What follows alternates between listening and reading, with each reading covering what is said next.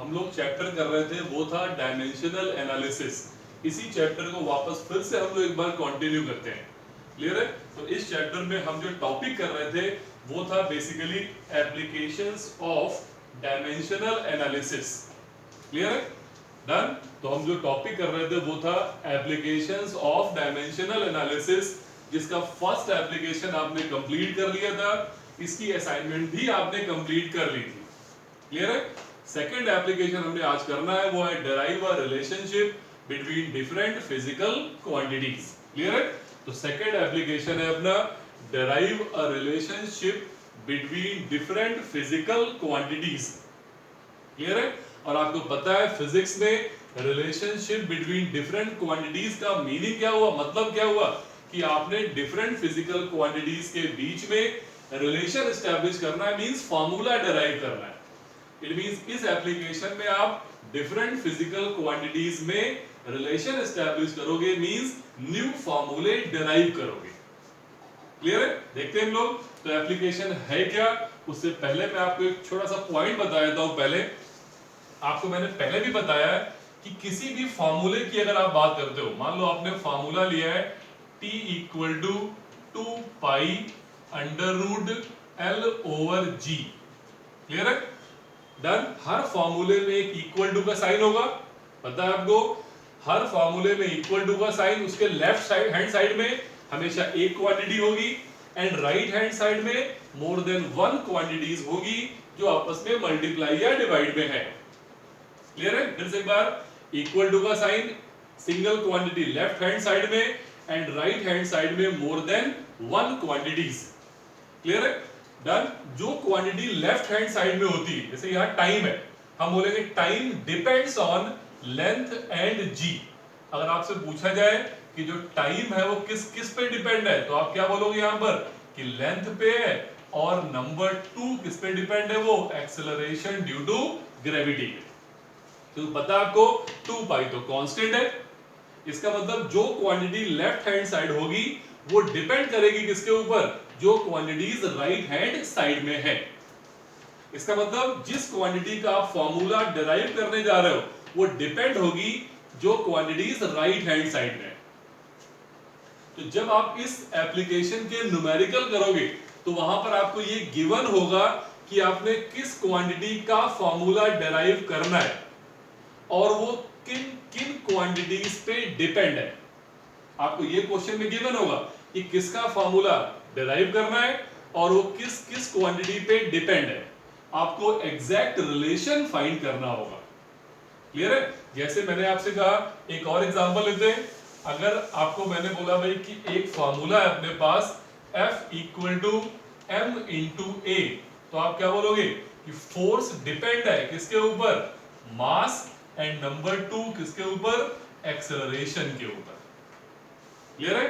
तो सबसे पहला स्टेप तो ये होगा कि आपको ये देखना पड़ेगा कि आपने किस क्वांटिटी का फॉर्मूला कैलकुलेट करना है और वो क्वांटिटी किन किन फैक्टर पे डिपेंड है। क्लियर है? तो हम लोग अभी क्वेश्चन सॉल्व करेंगे और ये पहले देखते हैं कि किसका फॉर्मूला निकालना है और वो किस किस पे डिपेंड है। कैसे फॉर्मूला निकालेंगे वो मैं बताऊंगा स्टेप वाइज। पहले एक बार जस्ट प्रैक्टिस के लिए ये देखते हैं कि आपने किसका फॉर्मूला निकालना है और वो किस किस पे डिपेंड है, कैसे आइडेंटिफाई करेंगे। जैसे एग्जांपल के लिए आपको मैं फर्स्ट क्वेश्चन देख रहा हूं, सब लोग इस क्वेश्चन को पढ़ो और ये देख करके बताओ मुझे कि इस क्वेश्चन में आपने किस क्वांटिटी का फॉर्मूला डिराइव करना है और वो क्वांटिटी किन किन फैक्टर पे डिपेंड है। चलो पढ़ो क्वेश्चन एक बार पहले और सोच के रखो, फिर मैं बोलूंगा, फिर मैच करना आप। क्लियर है? डन। तो आपने फार्मूला किसका निकालना है, फ्रीक्वेंसी का फार्मूला डिराइव करना है। लिखा है shows that frequency n of a tuning fork depends on, means frequency किस पे डिपेंड है, लेंथ पे, डेंसिटी पे एंड यंग मॉड्यूलस पे। और लिखा है derive the expression of frequency, हमें फ्रीक्वेंसी का फार्मूला निकालना है और वो डिपेंड किस किस पे है, लेंथ पे, डेंसिटी पे एंड यंग मॉड्यूलस पे। तो बताओ एग्जैक्ट रिलेशन क्या होगा, वो अभी हम सॉल्व करेंगे। डन। क्लियर है? फ्रीक्वेंसी का सिंबल एन लिया हुआ है, कई बार न्यू भी लेते हैं, तो जो हमें क्वेश्चन में गिवन है वही लेंगे। लेकिन नेक्स्ट क्वेश्चन देखते हैं। इसको एक बार पढ़ करके बताओ कि किस क्वांटिटी का फार्मूला आपने फाइंड करना है और वो किस किस पे डिपेंड है। क्वेश्चन कैसे करना है मैं बाद में बता रहा हूं, अभी पहले इतना हम लोग प्रैक्टिस से सीखते हैं। पहले तो लिखा है velocity v depend on length, tension and mass per unit length. Means velocity depend है इन 3 फैक्टर्स पे। Derive the formula dimensionally, obvious सी बात है, इसका मतलब वेलोसिटी का फार्मूला कैलकुलेट करना है और वो डिपेंड है लेंथ पे, टेंशन पे and mass per unit length पे। क्लियर मेरी बात? और कैसे निकालना फार्मूला, डेराइव कैसे करना है आपने? डायमेंशनल एनालिसिस की हेल्प से। डन? क्लियर? एक और प्रैक्टिस करते हैं हम लोग। इस क्वेश्चन को एक बार सब लोग पढ़ो और बताओ कि किसका फार्मूला निकालना है और वो किस किस पे डिपेंड है। चेक करो एक बार। लिखा है assuming that mass, क्लियर है, डिपेंड्स ऑन। मेन बात आ गई, हमने बाकी क्वेश्चन नहीं देखना है, हमें देखना है किसका फार्मूला निकालना है। तो मास डिपेंड है किस पे? वेलोसिटी पे, डेंसिटी पे and acceleration due to gravity. Proof क्या करना है कि mass is varies directly as 6th power of velocity. हमें यह प्रूफ करना है कि m प्रोपोर्शनल है v raise to the power 6 के। कैसे वो बताऊंगा अभी। पहले सिर्फ इतना चेक कर लो कि आपको ये फाइंड करना है कि किस क्वांटिटी का फार्मूला डेराइव करना है और वो किस किस पे डिपेंड है। ठीक है, एक और देखते हैं लोग, जरा इसको बताओ देख करके किस क्वांटिटी का फार्मूला डेराइव करना है। पहले ये सोचो। तो using the method of dimension derive, सामने देख गया, derive the expression of rate of flow. Means आपने रेट ऑफ फ्लो का फार्मूला डेराइव करना है। डन? और वो डिपेंड किस किस पे? नंबर 1 रेडियस पे, number 2 pressure gradient P by L पे and number 3 coefficient of viscosity eta. Clear मेरी बात? डन? तो अब हम देखते हैं कि कैसे हमने क्वेश्चन सॉल्व करने हैं। क्लियर है? तो हम देखते हैं फर्स्ट क्वेश्चन अपना क्या है आज का। क्लियर? तो मैं एक ये क्वेश्चन करके दिखा रहा हूं आपको, अच्छे से समझ लेना इसको, बाकी आप ट्राई करना, जो प्रॉब्लम हो मुझे बताना। तो सबसे पहला स्टेप देखते हैं, बहुत ध्यान समझना, इजी कंसेप्ट है। सबसे पहला स्टेप लिखा है फ्रीक्वेंसी n है जो वो डिपेंड है L, D एंड Y। सबसे पहले हम लिखेंगे कि फ्रीक्वेंसी n है जो, फ्रीक्वेंसी n, क्लियर है, डिपेंड है। डिपेंड मतलब मैंने सिंबल किसका लगाया? प्रोपोर्शनल का। मैं प्रोपोर्शनल वर्ड यूज कर रहा हूं, मैंने डायरेक्टली प्रोपोर्शनल या इनवर्सली प्रोपोर्शनल नहीं बोला है, वो तो सॉल्व करने के बाद पता चलेगा। n डिपेंड है number 1 L raise to the power a। Done? Then फिर किस पे डिपेंड है? Density d raise to the power b। फिर किस पे डिपेंड है? Young modulus y raise to the power c। सबसे पहला आपने क्या स्टेप देखा कि जिस क्वांटिटी का फार्मूला कैलकुलेट करना है आपने, वो किन किन फैक्टर पे डिपेंड है, उनके ऊपर power a, b and c। अगर 2 पे डिपेंड होती तो हम सिर्फ a एंड d लेते, 3 पे डिपेंड है तो कितना आ रहा है? a, b and c। 4 पे डिपेंड वाले आपको क्वेश्चन नहीं मिलेंगे। क्यों? वो रीजन मैं बताऊंगा आपको आगे। डन? तो पहला स्टेप ये। अब नेक्स्ट स्टेप में क्या करना है हमने? n प्रोपोर्शनल का सिंबल हटा करके एक लगा देना है कांस्टेंट। कौन सा कांस्टेंट? k। डन? बाकी ऐसे ही कॉपी कर दिया मैंने। L raise to the power a, density d raise to the power b and Young modulus y raise to the power कितना? c। ये इक्वेशन नंबर हो गई 1। अब क्या करना है? हमने इसको आगे फर्दर सॉल्व करना है। कैसे मैं बता रहा हूं आपको भी, और कुछ भी करके आपने a, b, c की वैल्यूज फाइंड करनी है और वो वैल्यूज यहां पुट करके हमें एग्जैक्ट रिलेशन मिल जाएगा। तो अगला स्टेप में क्या करना है हमने? बोथ साइड हम रखेंगे डायमेंशनल फॉर्मूले। क्लियर है? हम रखने जा रहे हैं बोथ साइड डायमेंशनल फॉर्मूले।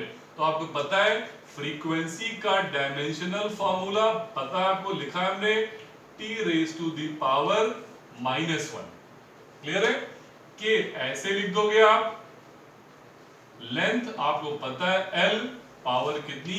a, density M L minus 3 power b, Young modulus आपको पता है M L minus 1 T minus 2 की पावर कितनी सी। यहां तक क्लियर है कि नहीं? सब लोग चेक करो पहले और मुझे बताओ कि यहां तक क्लियर हो रहा है कि नहीं।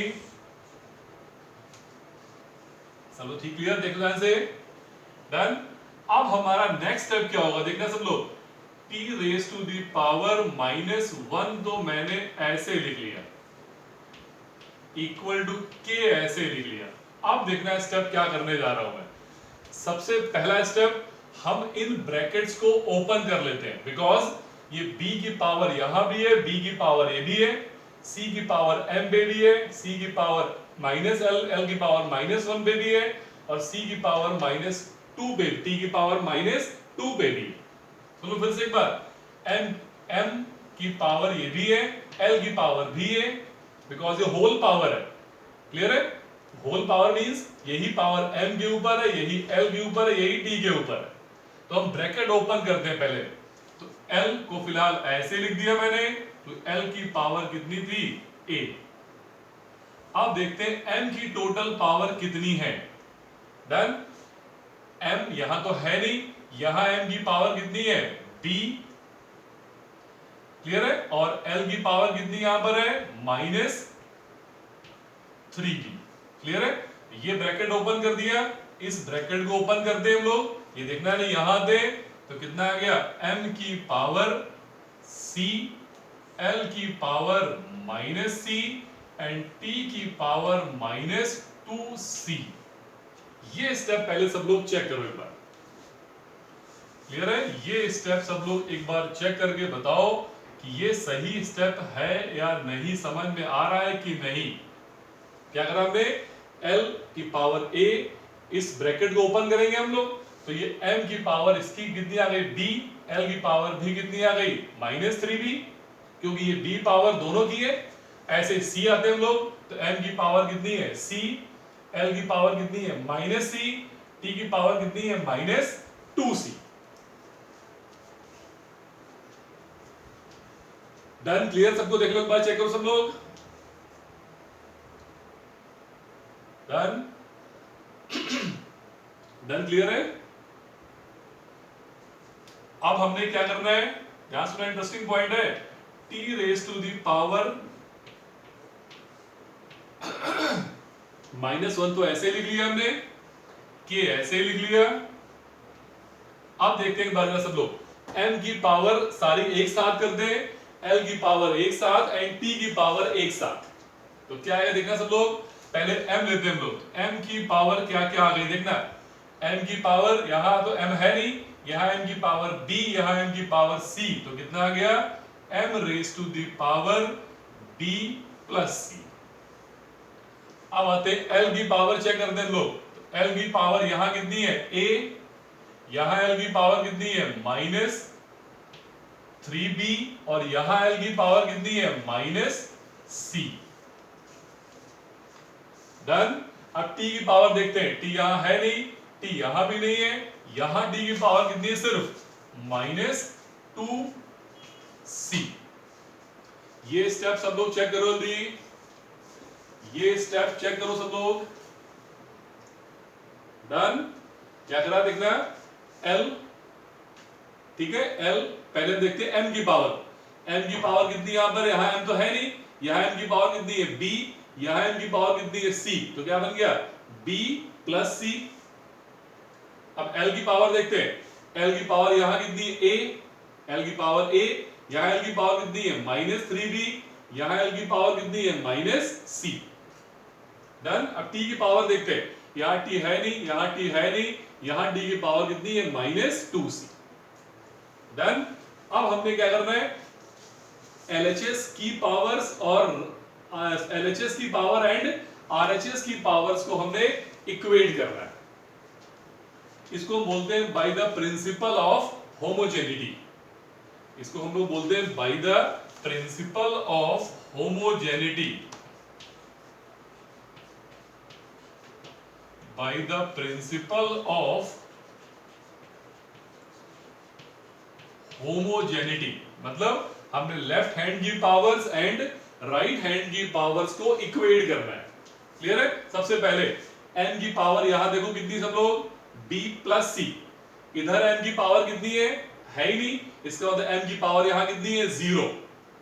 बहुत इंपॉर्टेंट पॉइंट है। इधर m की पावर b प्लस सी, यहां तो m नजर नहीं आ रहा है, इसका मतलब m की पावर कितनी है, 0। इसका मतलब b plus c equal to कितना आ गया, 0।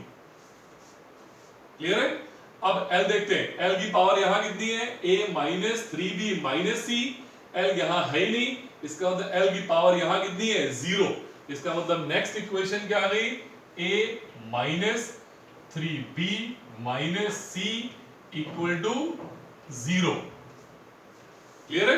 डन। अब देखते हैं हम लोग t की पावर यहां कितनी है, -1। t की पावर वहां कितनी है, -2c। तो थर्ड इक्वेशन क्या बन गई अपनी, -2c इक्वल टू -1। क्लियर है? तो ये 3 इक्वेशंस आपने बना ली। अब इन तीनों इक्वेशंस को आपने सॉल्व करना है और a b c की वैल्यू निकाल के इक्वेशन 1 पे पुट कर देंगे। एक बार मैं फिर से बता देता हूं, frequency depends on length, density and Young modulus. Power a b c हटाया, प्रोपोर्शनल सिंबल लगा दिया k का। डन।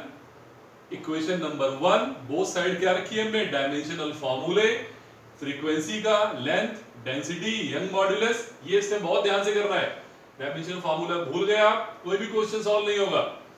डन। अब हमने ब्रैकेट ओपन कर दिए, तो इसका ब्रैकेट में सिर्फ L था, तो L की पावर a, b, m की पावर b आ गई और L की पावर -3b। ऐसे ही इसका ब्रैकेट ओपन कर दिया, m की पावर c, L की पावर -c, t की पावर -2c। अब m, l और t की सारी पावर्स कंबाइन कर दी, तो m की power b plus c, L की power a -3b -c, t की पावर, यहां t है नहीं, -2c। इधर से इक्वेट करा, ये स्टेप ध्यान से करना, यहां m है नहीं, यहां m की पावर है b प्लस c, इसका मतलब m की पावर 0 थी, तो कितना आ गया, b plus c equal to 0। यहां l है नहीं, इसका मतलब l की पावर 0 है, तो l की पावर इधर ये थी इक्वल टू 0।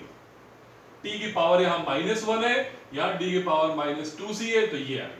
सबसे पहला स्टेप यहां से कर लेते हैं हम लोग, तो क्या लिखा है, -2c इक्वल टू -1।